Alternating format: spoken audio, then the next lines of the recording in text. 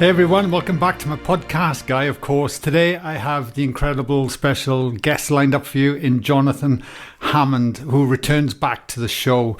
I definitely recommend his last podcast I did as well, quite a few years ago. But anyway, he's a true expert in counseling, shamanic practices, and energy healing.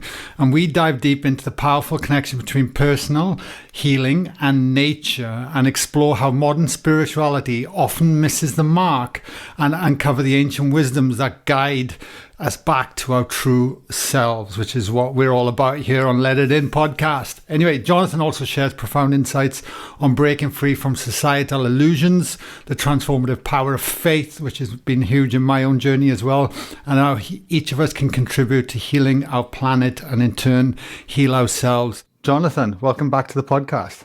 Aloha from Maui. Hi, Guy. It's great to be here.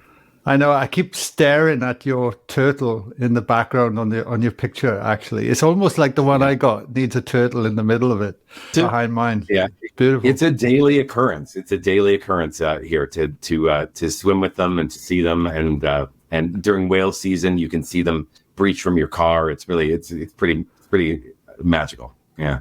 There's definitely worse places in the world you could be living right now, Jonathan. That's for sure. Sure. My first question to you is, mate, I know we've been on the podcast before, but it was many years ago, and there's a lot of water gone under the bridge since then. Yeah. And I have no doubt many people listening today, especially people listening to my podcast, will be new to you. So if you were at an intimate dinner party and the person next to you asked you, what do you do for a living and what are you most passionate about? How would you respond? I think I'm a consciousness holder. I think that's what I do. I work with people one-on-one, and I do spiritual counseling and shamanic work and energy healing and all of those things.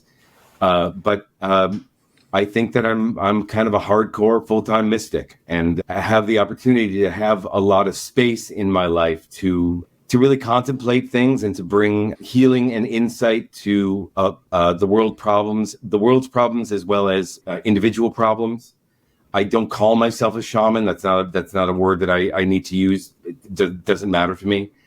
You call me anything you want. I think I'm a healer. So that's what I do, and I'm very compassionate about our ecology and about how we can bring our own healing and our own worldview and our own outlook and our own psychology into alignment with the natural world. Not only because the natural world has a lot to teach us about how to be, but by being like the natural world, we rejoin the natural world. Yeah, like the disconnection. It's funny, our workshops are called Reconnected, and we talk about reconnection to self, reconnection to others, reconnection to nature, reconnection to spirit. And a re-enchantment with nature, nature. I think we've pulled so far away, even in our contemporary spirituality. I feel like we pulled so far away to off-planet consciousness. And I don't know where we're going because we live here. And I think that there is a way to recontextualize sacredness, immanent sacredness here on this earth.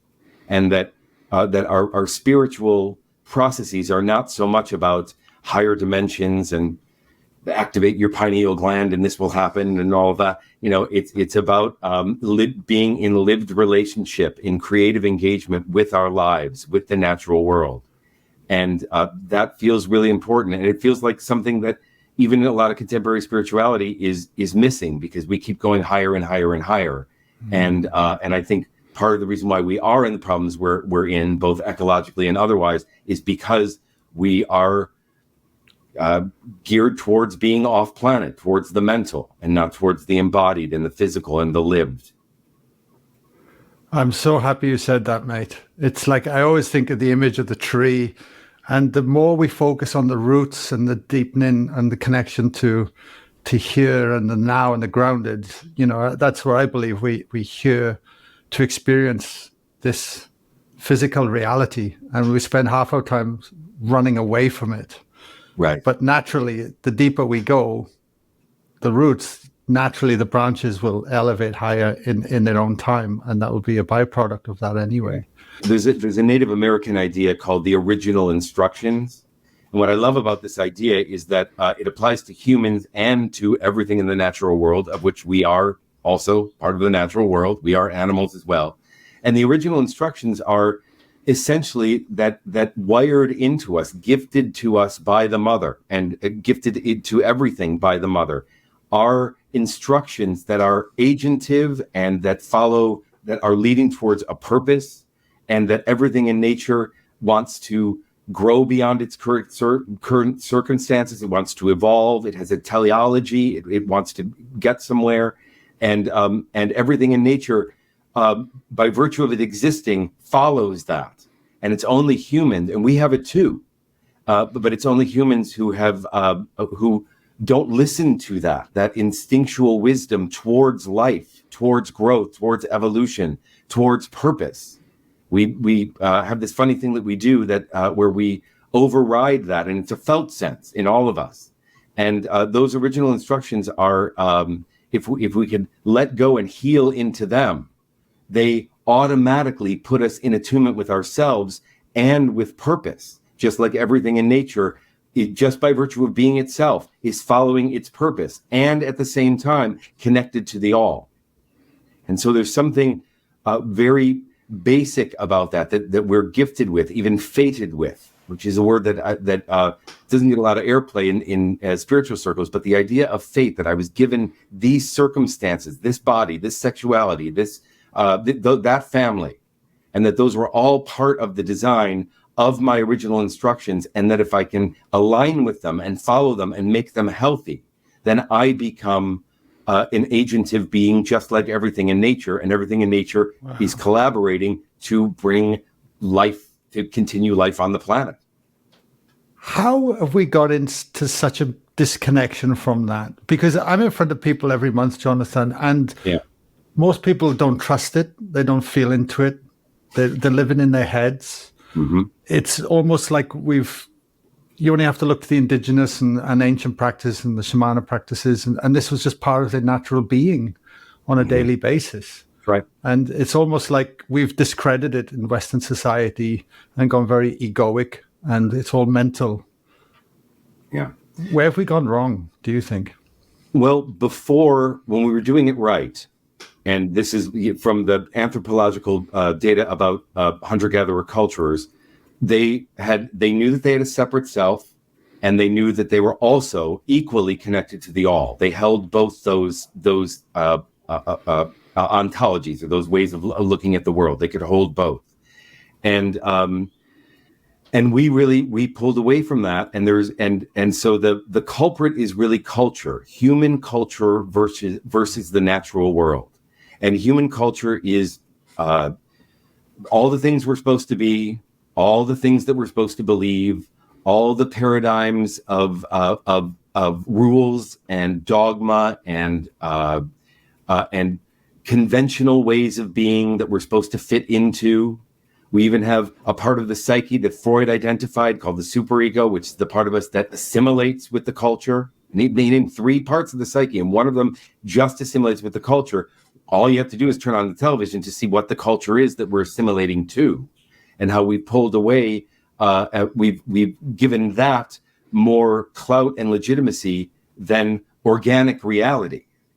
And so it's been, and this is in our religions. Genesis, in the first chapter of Genesis, is about dominion over the earth, and that we humans are the peak identity. We get to be the geological agents. We are the top of the food chain, and everything else is just background, a storehouse of materials for us.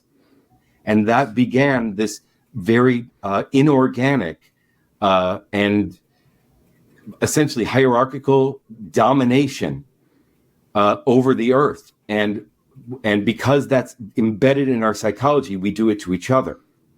And because we do it to the earth, which is a birthing agent, we have certainly done it to the feminine, to women.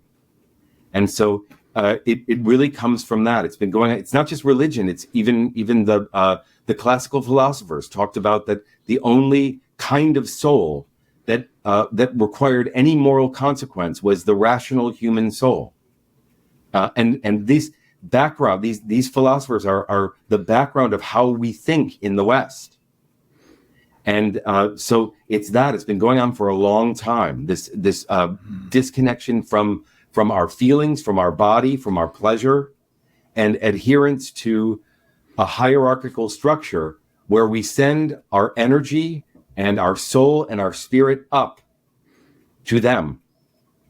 And we're expected to give our soul and our spirit and work with our soul and our spirit for someone else's dream. And that is called being part of civilized society. And it's really sick. It's really sick. And it's and make no mistake, the architects of reality who put that structure into place, they knew what they were doing, and they are sociopathic. They are, I won't even call them narcissists. They are sociopathic because they've even created religious paradigms that says it is healthy, or it is holy to do that, to leave yourself for some idea of someone else. And that whole paradigm of the one God that has been adopted by humans as the one peak human identity that we are all supposed to worship. And we all are supposed to fall in line from there. And yet the natural world shows us that the best ecological advantages come from diversity, come from cooperation. The Darwinian idea of survival of the fittest has largely been dislodged as real. What contemporary ecology is seeing is much more about cooperation and empathic connection, and the plant species feeding other plant species that are different from them because they might be in the shade and I'm in the sun. All kinds of cooperative things going on in the natural world, and that's more what nature is supposed to be teaching us and what we're supposed to be learning from nature and participating in, for goodness sake. And the culture has a whole different idea about what that is. And it's about, I'm over here and you're over there.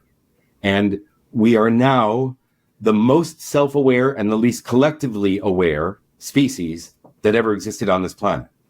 And nature will if we just reconnect, nature will show us that we can be both. I get to like my stuff. I get to be attached to whatever I'm attached to, but I am also collectively aware of the all, that I am part of that. And what I do affects that and either contributes positively or negatively towards that.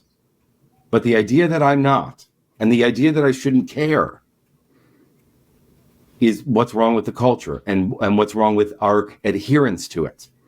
And so we got to get that superego that adheres to all that stuff out of there enough to where we can come into an embodied, lived existence with the world. Thank you for sharing all that. That's in my mind right now. That's a highlights reel, what you've just said. It's that important and so well articulated. Thank you, Jonathan. Sure. I couldn't agree more. And it makes me ponder on my life when culture had such an imprint on me. But the challenge was, Jonathan, growing up in the valleys of Wales, that was all I knew. But I knew something wasn't right.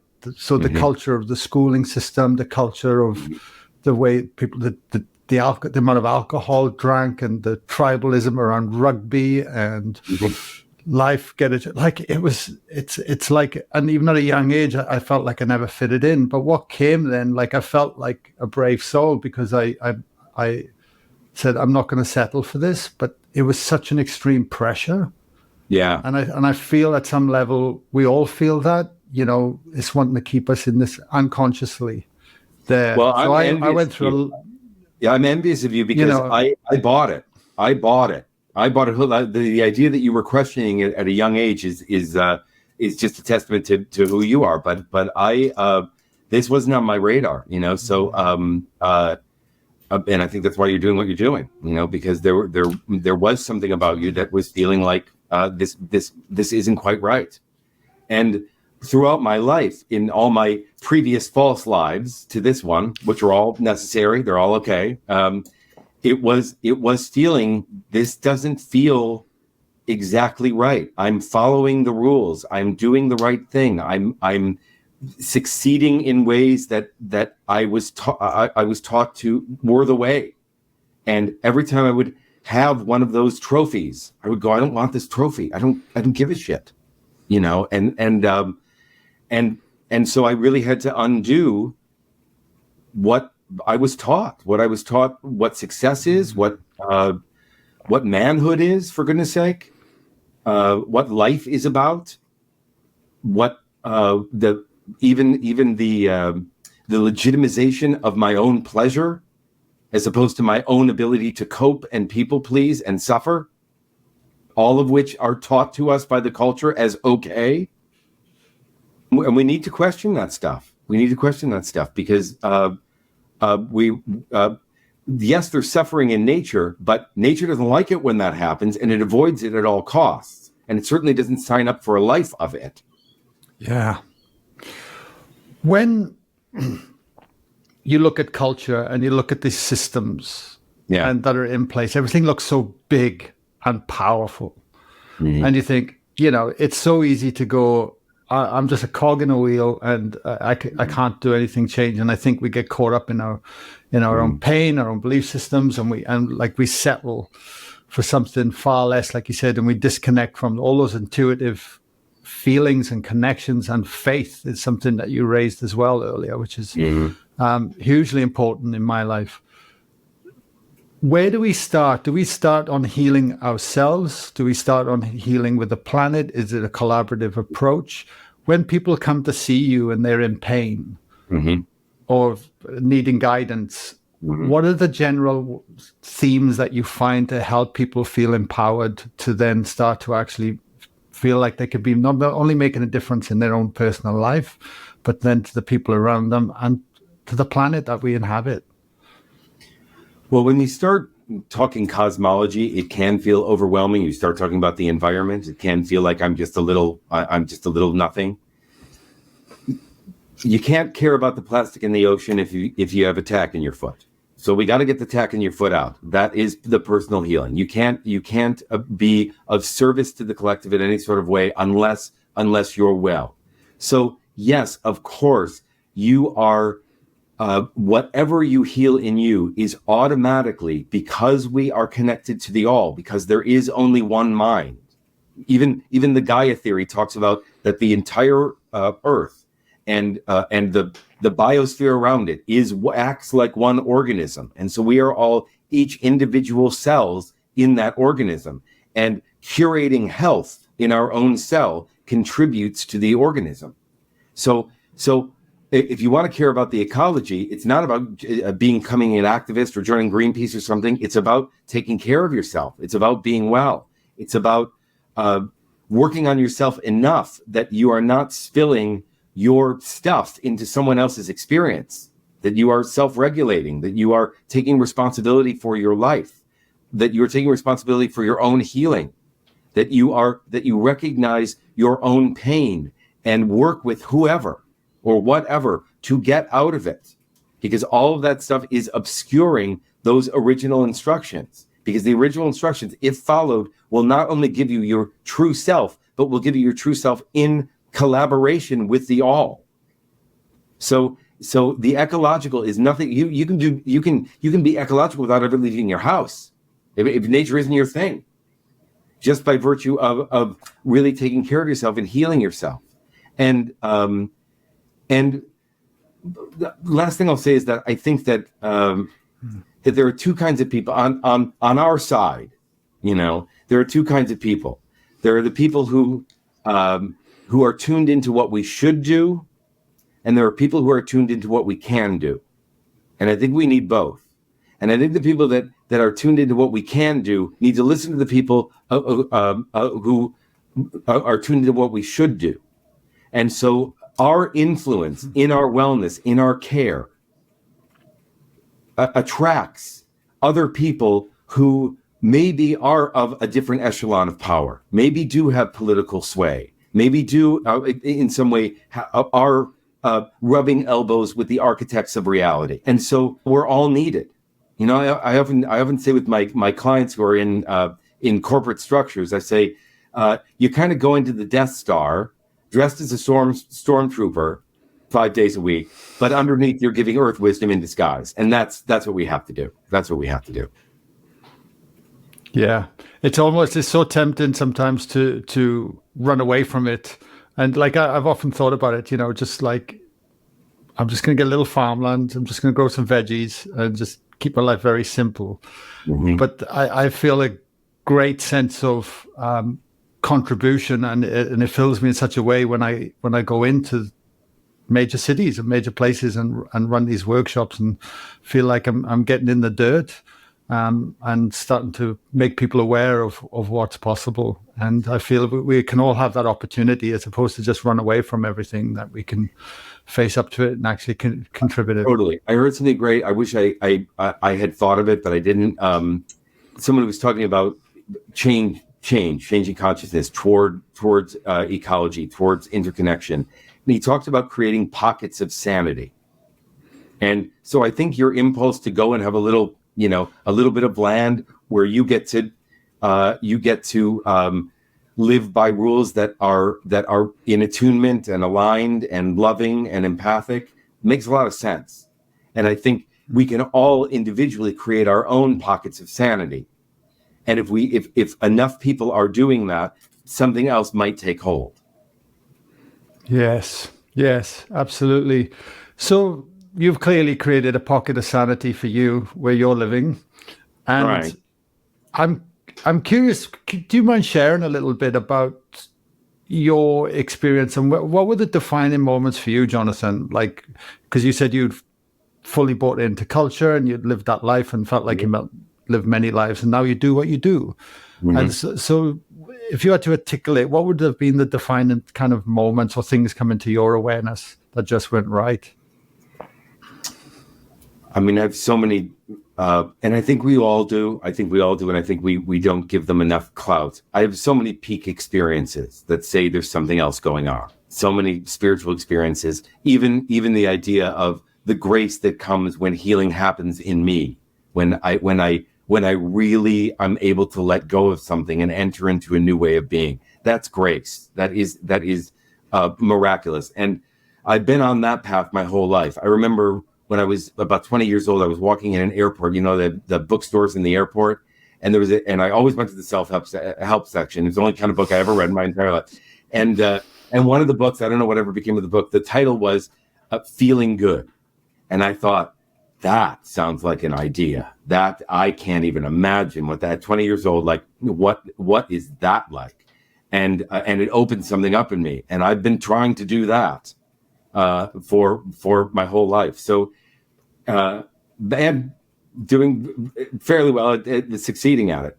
I think the big thing lately was the Lahaina fires. So I lived 20 miles from one of the biggest ecological disasters that has ever occurred. Wow.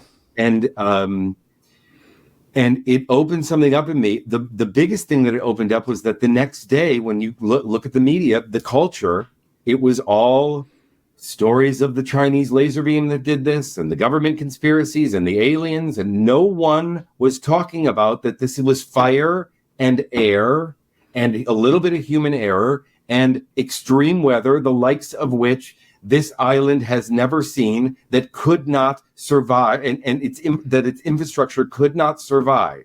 No one wanted to have that conversation. Everyone wanted to point their fingers at something other than that. And that was something that ripped my heart out, but opened something up in me that said, and P.S., Lahaina was at one point the capital of Hawaii, of the Hawaiian kingdom. And it was known as the Venice of Hawaii. We had all these natural waterways. All the water had since been diverted for sugarcane production 150 years ago. So it was dry as a bone because we did not follow the traditional ecological knowledge of the indigenous people when the colonizers decided to do that. And so it was set up to go. And I mean the whole town, with soup to nuts. So the whole time you drive 10 minutes, you're still passing burn. And the mother kind of said to me, I know what I'm doing, and I have taken all of the aloha, all of the culture that is behind glass in the museums in Lahaina, and I am unleashing it, and I am transmuting it, and I am making it alive again into something else. And then 6 months later, it turns out that ecological disaster has actually moved the needle on indigenous rights. And there's all kinds of legislation because all these people, these local people, are displaced, and there are all these rich people and corporate interests and offshore owners of properties that don't even live here, who are, and the indigenous people are getting a voice. There's going to be litigation. There's going to be, it's going to be a bit of a shit show. But you never hear about the indigenous people even coming close to winning, and that's happening. And that is the mother trying to get through to us. And so that was really formative in terms of where I wanted. And that wasn't that long ago. It was only last August. But that was really formative in terms of where I think I can be of benefit, and how I want people to start thinking in terms of a relationship with our home. Mm. How do we, I know, keeping the conversation in this direction. Yeah. And the question seems so simplistic, but there's got to be more to it. Mm-hmm. How do we develop that relationship with our home? Imagination. When you think of all the research, all the latest research about nature is that everything is not only alive. We know that, but we forget it. It's alive, it's sentient, it's agentive, it has feelings. Plants have all the same senses that we do. They are actually looking back at us too, as are the birds, as are everything. They are not the props or the scenery for our human drama. They are us. They are in relationship with us. We are genetically connected to your cat and your houseplant. We are that similar, and because everything has a consciousness, that means that everything is able to be communicated with. Now, it's not necessarily a conversation like we're having, but you can enter imaginatively into it. Hello, the shamanic journey. That's what a shamanic journey has always been, that I am merging my mind with the consciousness of something in nature. That's been going on for thousands of years. That's how they lived. That's how they knew how to live and to be safe. And so when you think of biodiversity, I love that idea, but I love the idea of psychodiversity, that everything in nature are transmitting all these different consciousnesses that are a part of us, in much the same way that when we connect with spirit guides, that's another non-human consciousness that we're connecting with.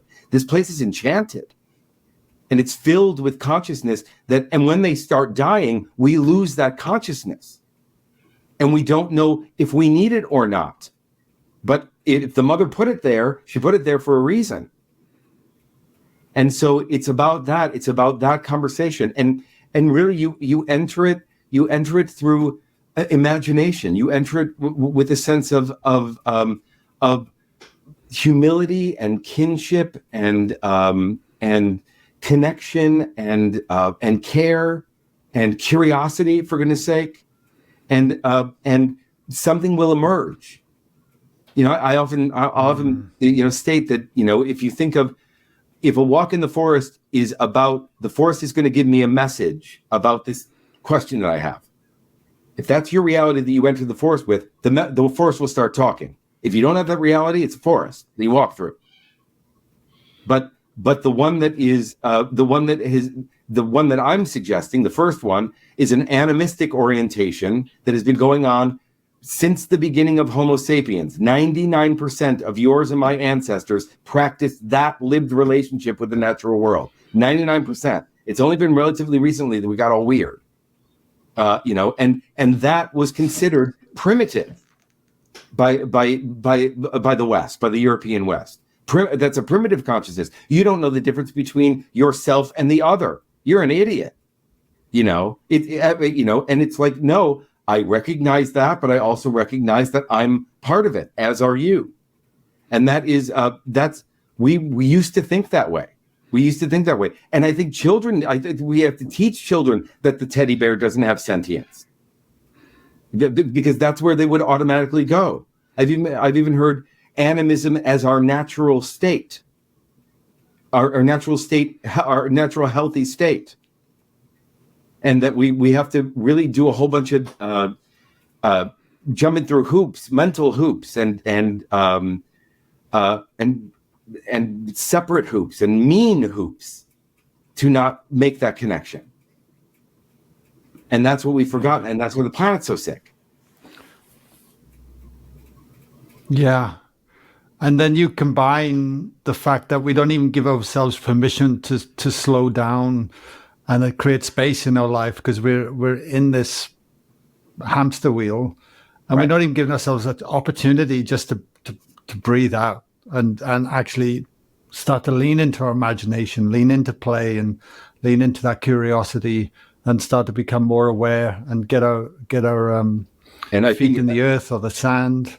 Yeah, and I think that's by design. That's by design. The more stressed we are, the more mired we are, the more we're money's bitch, which is what everyone wants us to be, meaning the powers that be that want to keep us enslaved and living their dream. The less time we have for this kind of connection, the only kind of connection that really matters, which is looking at each other in the eyes with love and care and curiosity. It's wild, mate, because once you experience this, and kind of, it's like somebody whacks you over the head and all of a sudden you see clearly, and then you, for me anyway, you can't undo that. And I truly feel as well, and I'd be interested to hear your perspective on this. But obviously, I podcast a lot, and I kind of keep one eye on the conversations that are going out there, and potential speakers to bring on and things like that. And there's clearly a conversation that's happening that we like. Earth's consciousness is shifting. We're moving into 5D reality. Everything is starting to change. We're in this precipice of time. More and more people are waking up, or more and more people are digging their heels in deeper. I mean, what are your thoughts around this at this time at the moment? Because I do get optimistic. Maybe it's in my nature, but I'd love to hear your views on it. Well, I love the idea of 5D reality, but I want to just put some meat on its bones. What that is really getting at is that 3D reality is just me, you, and the eye that sees both. It's binary. That's what 3D reality is. That I'm over here, you're over there, and there's a separation between us. 5D reality is about that's happening, and yet there is a bigger story that can hold it all, that there is a myth that surrounds it all, that it is all happening for a purpose that is leading toward evolution.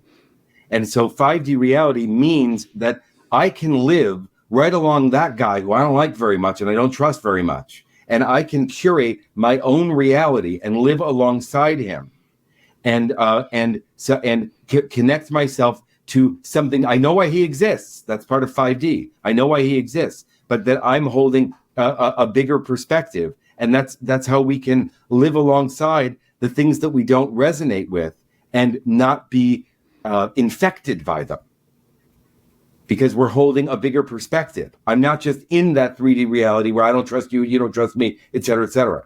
I'm not playing in that. I'm aware of it. But I'm actually I'm going here. I'm going here. And I think anyone who's a genuine seeker, certainly anyone who's watching this podcast, it's like the best we can do is give people something to emulate, that is something like, what's that guy having over there? Because they seem happier. They seem less tortured. They seem like they're directing their life toward love. And over here, I'm just watching CNN and everyone fighting and being neurotic and all of that, And that's what 5D is. 5D is that we can live alongside it, but we have to direct our consciousness towards what it is that we want to create while the other thing is going on. And it's going on, but I'm not interested. And everything in nature is wildly uninterested in that which does not bring it more life. And it is wildly interested in that which does.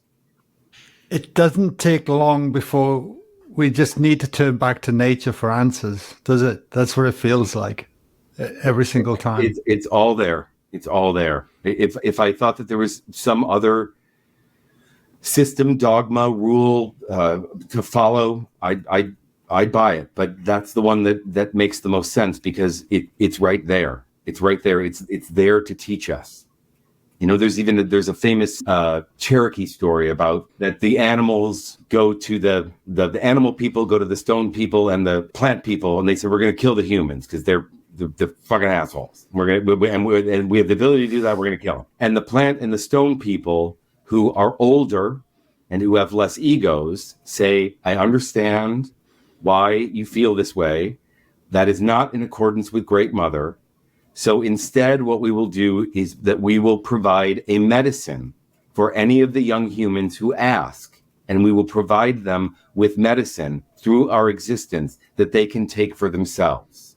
And that's what we can do. And we can't kill them. We can only give them the medicine of our existence and hope that they take it. It feels like, just to recap everything you shared, ultimately at the end of the day, if we keep pushing against what's wrong with everything, we're just going to get more of that. Like there's a manifestation in our reality. What we fixate on comes to light.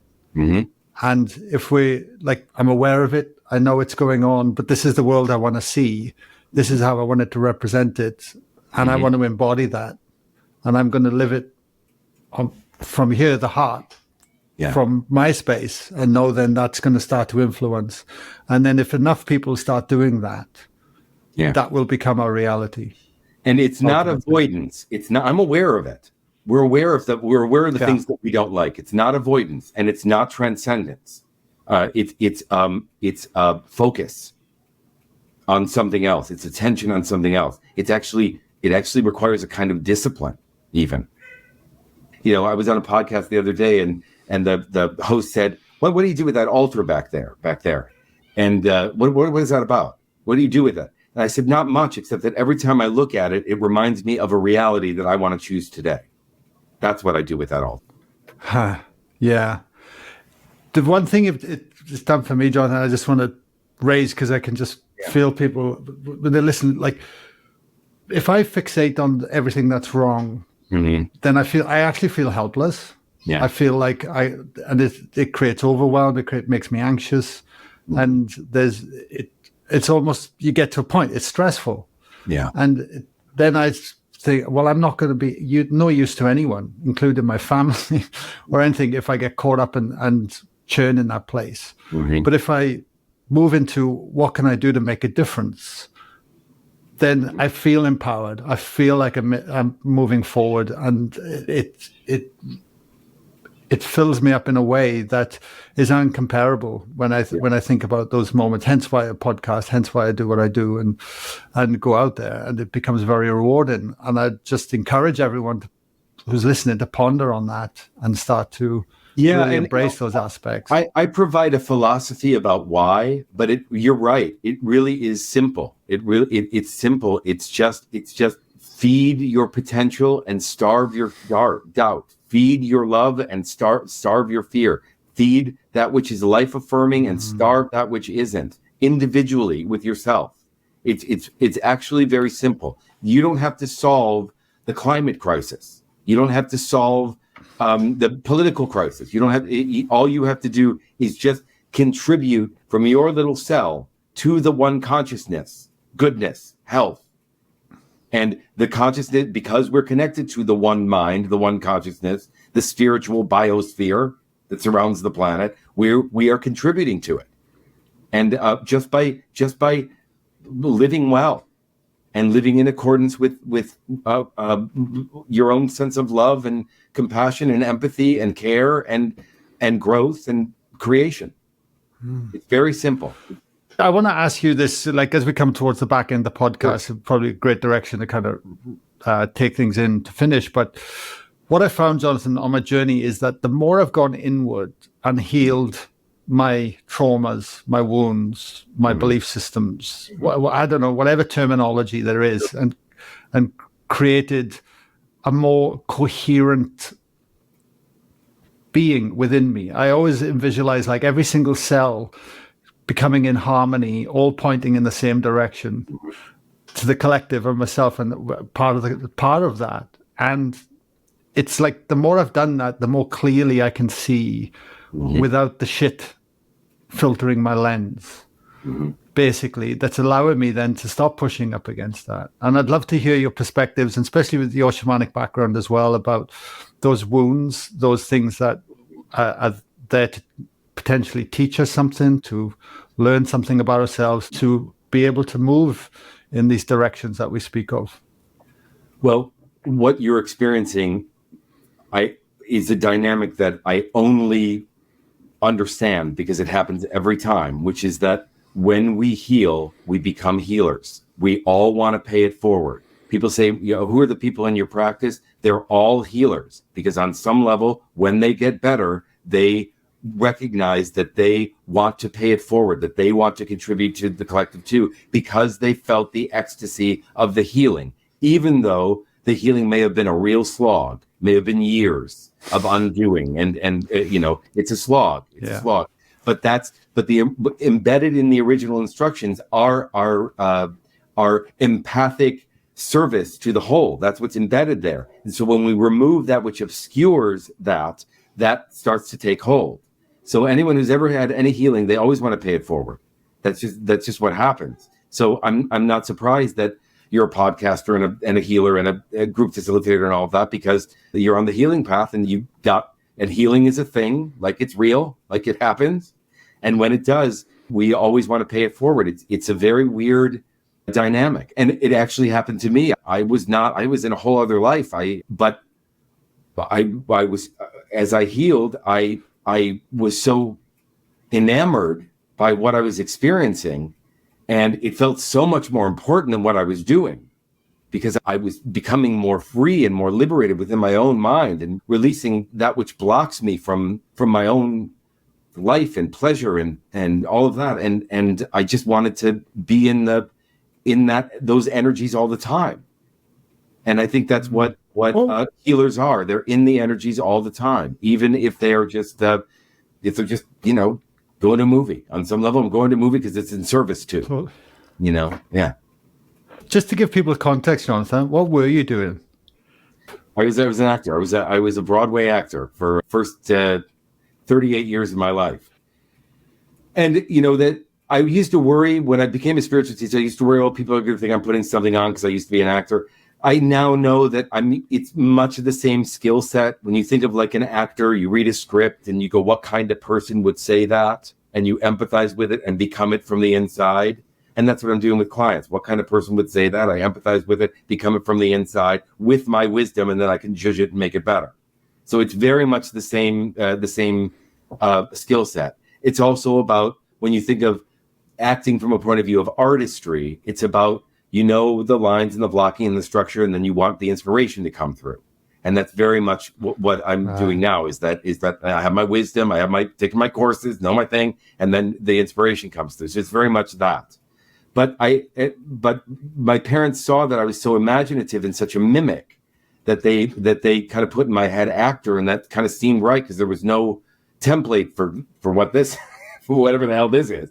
And so that's what I followed. And then I remember opening night on Broadway, my first Broadway show, playing Harry Houdini in Ragtime, where I come in from above the proscenium arch, upside down in a straitjacket to do a trick, and it's my big entrance, and I'm going, I fucking hate this. What am I doing? I don't like this. I don't like any part. This is supposed to be the pinnacle of my life, and I can't. I'm so uncomfortable. This is not it. This is not, and that was, with $250,000 of student loans in drama school. It's a very scary thought to have when you reach the pinnacle and you go, what was I thinking?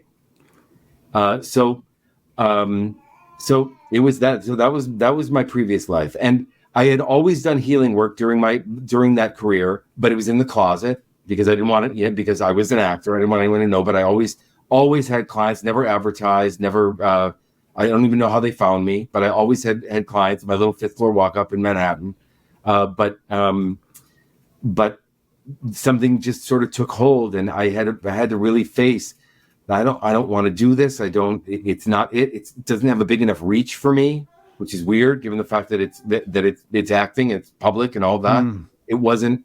I was never a fame-driven actor. It was never about that. It was about the artistry. It was about telling stories. It was about, raising consciousness. Wow. And I just couldn't do that to the extent that I wanted to. And then, was it hard to walk away, or was you just like, no, I'm ready, I'm moving on, and then you just come out of the closet with the work you're doing and life's rosy, or was it a real transition? No, it was like, who am I on Facebook? What am I? It was identity crisis. I think we all have to face identity crises. I think particularly when we are unplugging from, when I say culture, it's also family culture, family expectations, all that stuff. And when we unplug from that, sometimes there is a bit of an identity crisis. And I think that's healthy. And that needs to be worked through with someone who can help you work through it, who've done that, have been on that path. Because any change, any sense of I'm going to consciously destabilize myself into something else is very counterintuitive. But it's necessary for the healing path. And it's necessary to actually live a spiritually engaged life. We're going to have to do that at some point. And what's on the other side of it is life. Is a more realized you, and so it's worth the discomfort. So it was hard. It was hard to give it, and I was good at it. I was just talented. So there was a sense of, what are you doing? What do you mean you're doing that? And I had to face all that. I had to face all the opinions of others and all that. Yeah. I wanted to raise that because I know a lot of people. That's what everyone's at. People that come. There's the identity crisis is happening. The bigger questions: who am I? What am I going to do with myself? And Lent in. And one last question, kind of tinkering away with that. Then, when you did that, and because you spoke about faith right at the beginning, and did you have faith? That were you terrified, or were you like, no, I'm just going to embrace this, have faith, and just go? Let the river take me in the direction it needs to. I had faith, but I also I'm a scaredy cat. I'm scared. I've been a scaredy cat my whole life. I think that to not acknowledge that is to not garner the courage. What is courage? I'm going to go forth despite the fear. That's what courage is. That means that if I'm going to be courageous, that means I'm acknowledging the fear. So that has always been there, and I let it be there, and it's supposed to be there. And what I don't understand about psychotherapy or more clinical work is that faith isn't really a thing. It's not a tool. And I don't understand how one can live a life. Because at some point, we're going to be the fool in the tarot, where we're about to jump off and we hope that there's a net. We all, at some point, will do that. And the fool is the zero. It's not even one. It's the beginning of the tarot. And and when you see that image, it's a guy. He's got a little bit of belongings. He's about to step off a cliff, and he's got a big smile on his face. And so, and because he knows something is coming, and we all are going to face that, and that's always terrifying. To go from here to there, there's that in between place where I'm not there, and of course that's going to come up, and it's just about it only matters that you just don't give the fear. The fear can be 49%. It just can't be 51, or you won't do it. Hopefully, you're going to work on it and get it less than that. But if you're going to do it, you got to get that fear. You got to turn down the volume on that enough. And the way in which you do that is, of course, with faith. And it's a good idea to have it. It's always like, when people say I'm an atheist, and I go, how's that working out for you? Is that giving you more possibilities? That one? That helping? So. Thank you for sharing. I am. Just going to wrap up the podcast. A couple of things. One is, where can people get a hold of you? Can they work with you remotely? Yeah. Where's the best place to send them, Jonathan? Yeah, jonathanhammond.com, mindbodyspiritmaui.com. If you put in Maui Shaman Jonathan, it'll all come up. It's pretty easy to find me. I see people that's primarily online. I do. If you're on the island, I'll see you in person as well. I also have it's not been announced yet, but I have a course with the Shift Network, and that's going to begin in in September, and that'll live on my website when it's officially announced. We don't even have exactly a title yet, but it's around a lot of the themes that we talked about today. So you can get on my mailing list, and you'll certainly get an announcement for that as well. Beautiful. And you're working on a new book, because you got the book The Shaman's Mind, which I do have on Audible, by the way. Yeah, Shaman's Mind. I have a course called The Shaman Within, which is an audio course through HemiSync, which is great. Yeah, and I tend to create classes or courses and then write them down, and they become the book. So I think this Shift Network course is going to happen, and then I'll because it's so much easier to write a book when you actually have a structure that worked with people. Of course, and then write it down. So I think that's coming. But I moved here. I moved to Maui during COVID, and I was still working with people, but I really took time. I've been in reflective mode for even since I've seen you, and I'm just now in a good way, not in a lazy way, in a truly reflective mode, and and sort of I'm coming back to start some new projects and things. Yeah, beautiful. Well, the links will be in the show notes for everyone anyway. And last question, is there anything you want to leave the listeners to ponder on after everything we covered today? There's two big energies on the planet right now, authoritarianism and sociopathy and narcissism and freedom. Those are the two things that are bumping up against each other. And just give the freedom your attention and your heart and your spirit. And you're doing your part. Beautiful. Jonathan, mate, thank you so much for coming on. I love talking to you. I love your energy oozing out through the screen here, mate. It's a true joy, and I hope many people listen to this show today, and I got a lot out of it. So thank you for all you do, man. I appreciate it. You're welcome. Mahalo. Thank you, everyone. Thank you. Thanks, guys.